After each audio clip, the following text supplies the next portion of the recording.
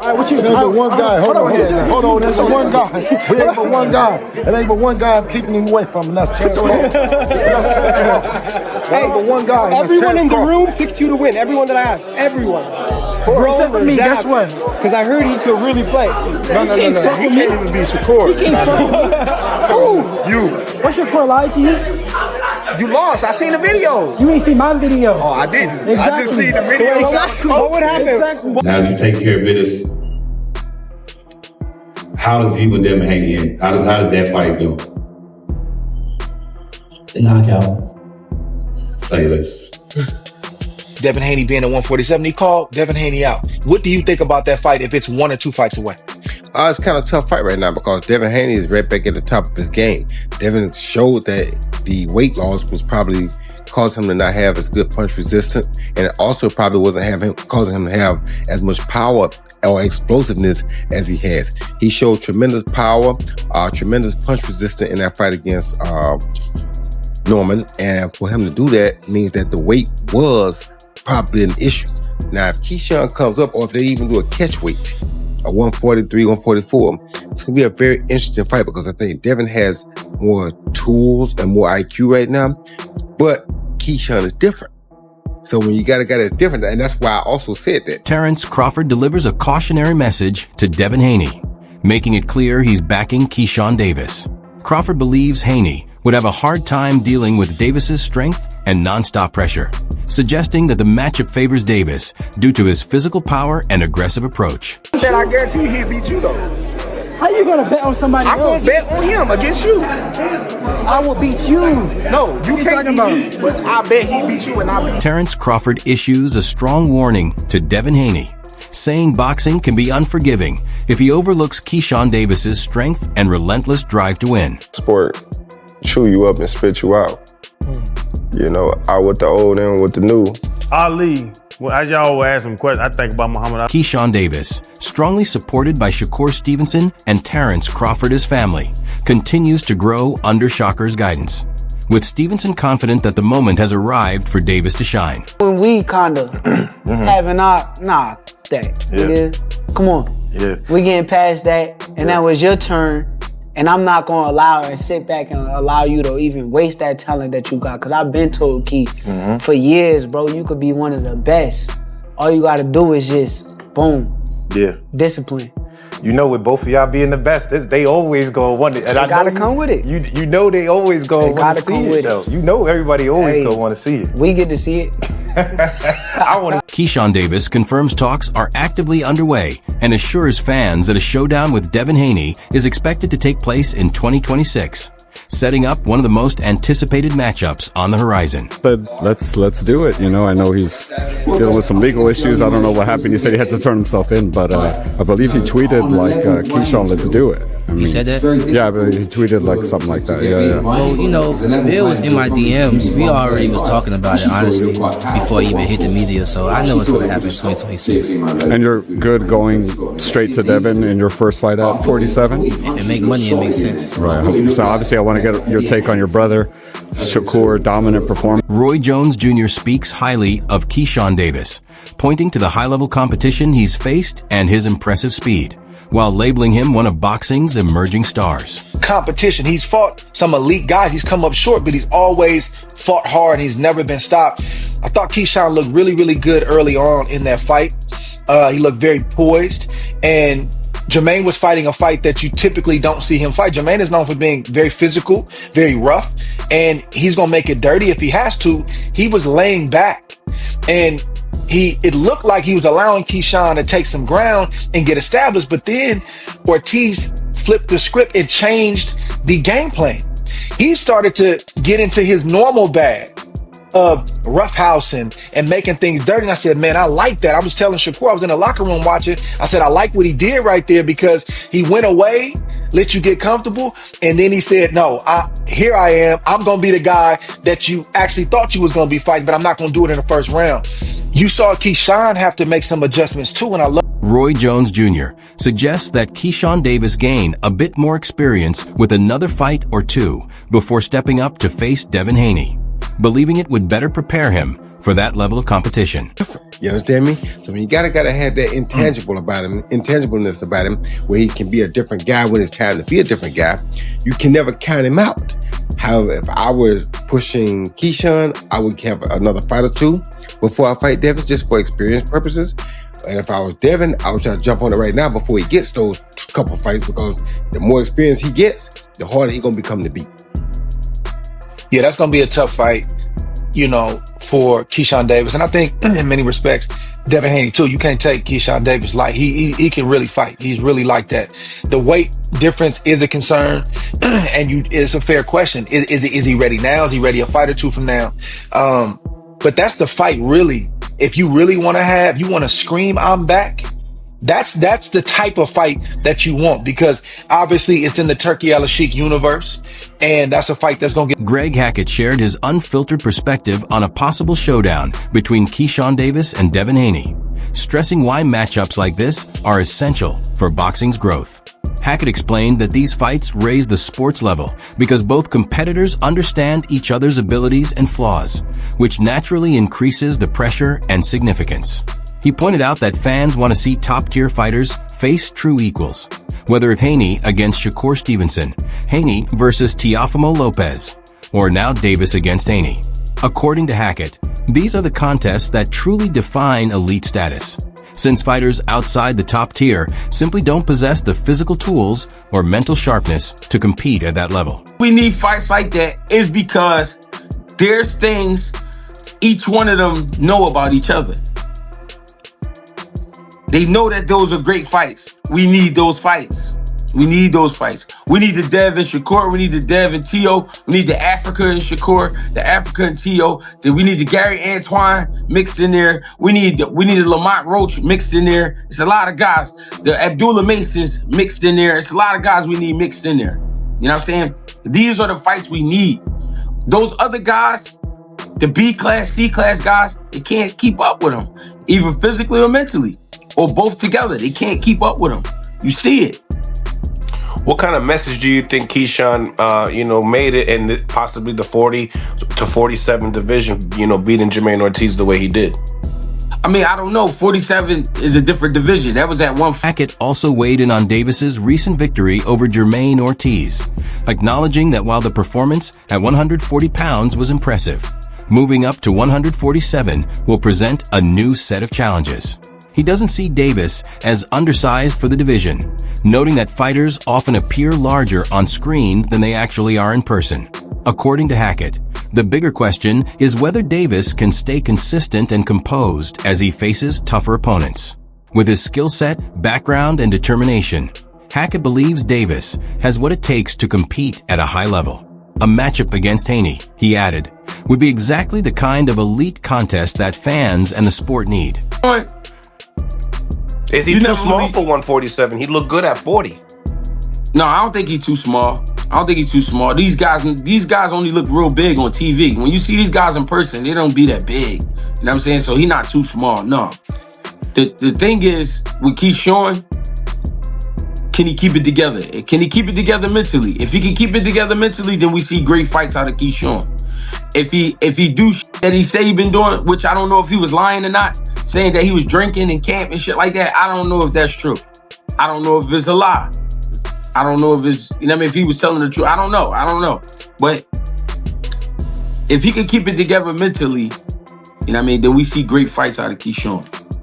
Say Keyshawn Davis and Devin Haney happen next. Who would you favor? It's tough to... A boxing analyst recently commented on Keyshawn Davis's bold statement claiming he is unbeatable between 140 and 147 pounds. Davis has expressed interest in facing Devin Haney before stepping up to the welterweight division, which many observers consider somewhat stagnant at the moment. According to the analyst, welterweight currently lacks fresh, compelling matchups. Top fighters such as Ryan Garcia, Mario Barrios, and others are already committed to other bouts, leaving the division in need of new contenders to bring excitement and competition. 40 to 47, and he says he wants to fight Jermaine Ortiz and then move up to welterweight, which would be perfect because, like I told you, I really am the best in this business. Like, everything I say is like clockwork. right? It's amazing to me. Sometimes I amaze myself. So what am I talking about?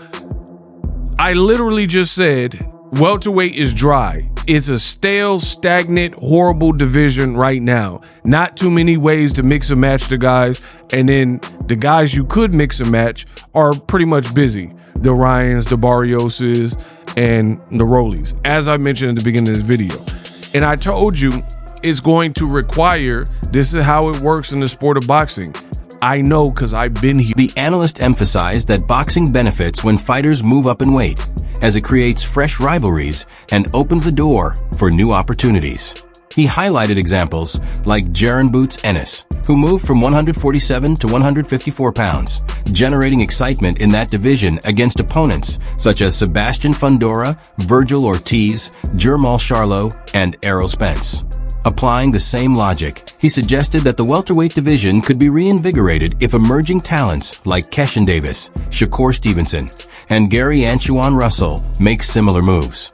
For Davis, stepping up would not only challenge him against larger opponents, but also deliver the high-stakes matchups fans are eager to see. According to the analyst, Davis's confidence and drive might be exactly what welterweight needs to regain momentum and draw significant attention. Can't make 40 anymore, just like Jaron Boots Ennis couldn't make 47, and he moved up to 154. Now 54 is cracking. They got 54 out here cracking. Tons of names where you can mix and match the Fundoras, the Virgil Ortiz, Jermall Charlo, possibly Errol Spence, Murtazaev, Boots, right? You got tons of ways you can mix and match these people. 47 right now is dry, so it's going to take Shakur's and the Keyshawns and Gary Antoine Russells or the El Rayos, you know, different Edwin De Los Santos, Matias, different guys to move up to start to purge and like fill out the division. Right now, it's not many options. Again, Devin versus Louis Crockpot is a terrible fight, and I don't know anyone that wants to see it. Keyshawn Davis has officially confirmed that he will face Louis Crocker before taking on Devin Haney, even though he had initially called out Haney immediately after his knockout victory over Jermaine Ortiz. This decision has sparked discussion among fans and analysts, who note that Crocker was not mentioned in Davis's post-fight comments, where all the focus was on Haney. With the Crocker fight now officially arranged, Davis explains that this step is part of a broader strategy to strengthen his position in future negotiations with Haney. Devin Haney. So, after you knocked out Jermaine Ortiz, let me get this straight. After you stopped Jermaine Ortiz, you made no mention of Louis Crocker. The first name you called out was Devin Haney, and the only name. Unless I missed the rest of the interview. And now, you saying you had a deal in place to fight Louis Crocker next. And then if it's worth your while, then you'll fight Devin Haney. Because, and I get it, he believes that he needs to get this belt from Louis Crocker for them to value him the way he wants to be valued. The reasoning behind Davis's choice is straightforward. Crocker holds a title that Davis believes will boost his value when he eventually faces Haney. Critics, however, argue that publicly calling out Haney while already planning a bout with Crocker can create confusion and fuel claims of attention-seeking. Many fans expected Davis to move directly toward the Haney fight, but the realities of boxing politics often require a different approach.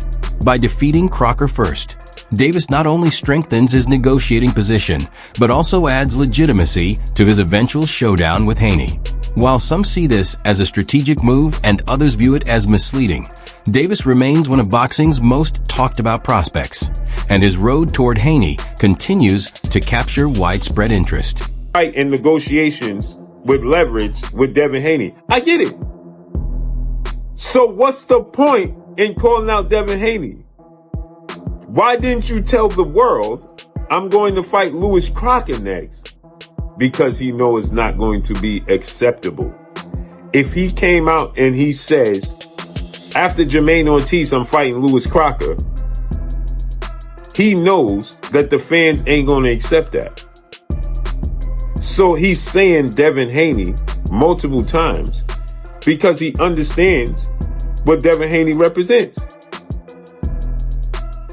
This is what many people will call clout chasing. So you're using Devin Haney's name, but you know you have no intentions of fighting him next? Make this make sense. It all makes sense. Floyd Schofield recently shared his perspective on a potential matchup between Keyshawn Davis and Devin Haney, delivering some strong opinions.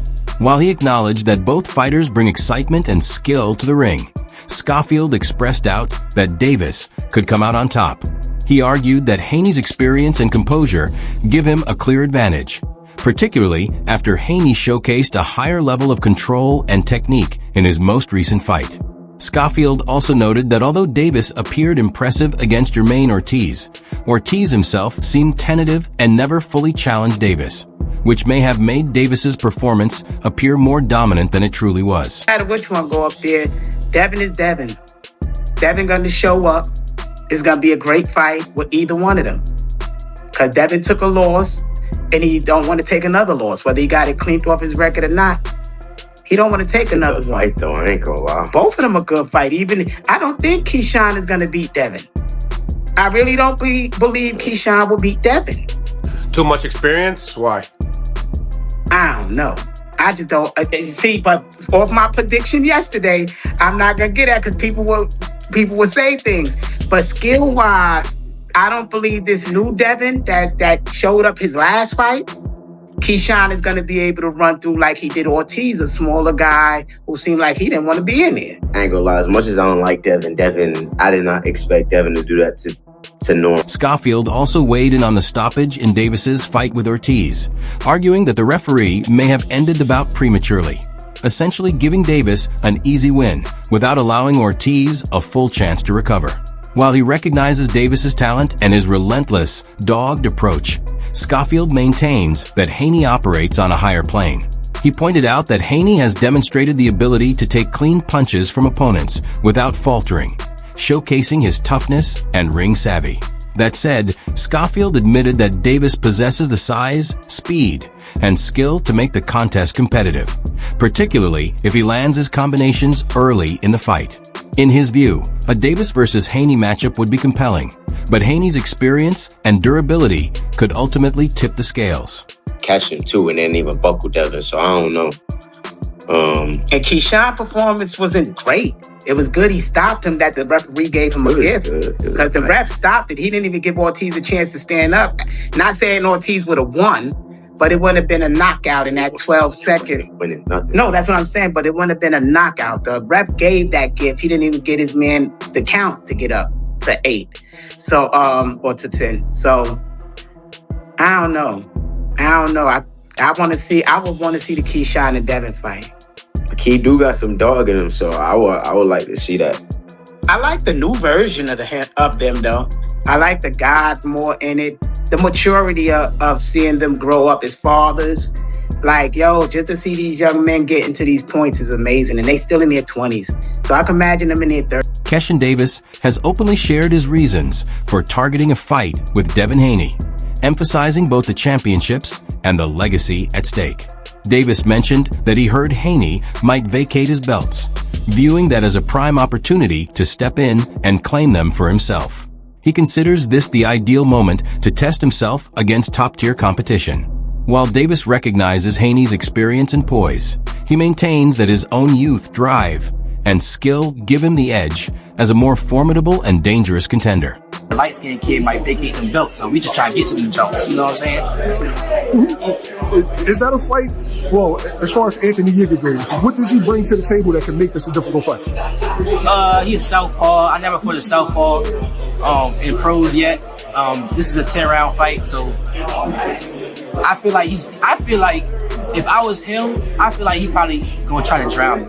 I think he gonna try to come out fast, pressure me, you know what I'm saying, just try to drown me, you know what I'm saying, because I've never been 10 rounds, and I think that's probably his only way he feel like he can just make something happen. You know what I'm saying? Because he know he don't got the skill over me. He know I'm the younger fighter, and he know he has the experience over me. So, you know, why not try and trial the younger fighter? You know what I'm saying? Do you watch tape on the opponents, or you just adjust on the fly? Oh, I'm the businessman. When discussing his preparation, Davis highlighted the importance of studying every aspect of his opponents. He examines not only their strengths, but also their vulnerabilities, how they respond under pressure, how easily they get cut, and whether they complain when the fight becomes challenging. For Davis, these details can create crucial advantages in the ring.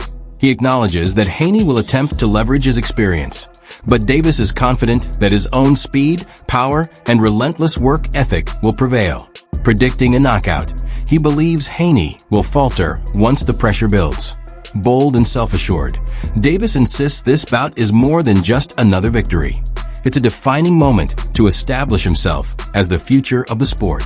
What are you looking for? Are you looking for strengths? Are you looking for weaknesses? Like, which one do you prioritize? I look for everything. I look for where you get cut at every single fight. I look for if somebody fights you dirty, do you complain? I look for all that shit. Cause everything that's a weakness, I'm gonna use to my advantage. I like it. Prediction for the fight. I'm gonna knock his ass out. He's getting up out of there. He's getting up out of there. If y'all gamble respect on that shit, y'all gonna, yeah, I'm gonna get his ass up out of there. You referenced Devin Haney possibly vacating the belts. Yeah. Do you think after you get a belt, you'll eventually see him at like 140, 147? I was about to say shit. Oh, hell yeah. Like, I'd love to go to 140. Like, after I won my first world title, 35, I defended one time. I would have no problem going to 140 and test the waters out there and becoming champion at 2 different weight classes, just holding that shit down. Because I know I can do it. All right, so give me your hit list in order. Because you've been going at it with Frank, you've been going at it with Dev. That's it for today's video. Stay tuned. Until next.